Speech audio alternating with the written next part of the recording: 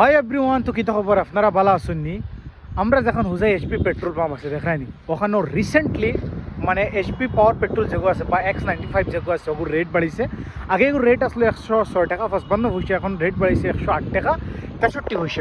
আমি আপনারা দেখাই দেখছেন 108 টাকা 63 হয়েছে, একদম লাস্টর হবো। ওজন ডিজেল লেখা 90 টাকা 26 পয়সা তোলে দেখুন 108 টাকা 63 হয়েছে। ঠিক আছে, ওকে। তো এই জিনিসটা মানে আমরা বাড়াইছি না, এগুলো গভর্নমেন্টে বাড়াইছে, গভর্নমেন্টে তার বাড়াইতে পারবো, কমাইতে পারবো। তো কিছু কাস্টমার এখন আমরা নিজে বাড়াইছি, বাট ভাই আমরা তো নিজে বাড়াইতে পারতাম তো পেট্রোলের রেট ডিজেলের রেট বাড়াইলাম মনে, কমাইলাম মনে, মন মর্জি মতো জিও করলাম মনে, বুঝছো নি? বাট আমরা কোনো কিছু করছি তো পাম্পর মানে রেট আছে না, এটা মানে গভর্নমেন্টে বাড়ায়, তার এরিয়া হিসাবে, লোকেশন হিসাবে, জিএসটি হিসাবে তার রেট বাড়ায়, বুঝছো নি?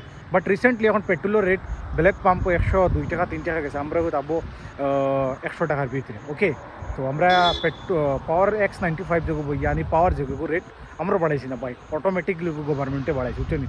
রিসেন্টলি 2 উইক না 3 উইক হয়েছে বর্তমান, বুঝছো নি?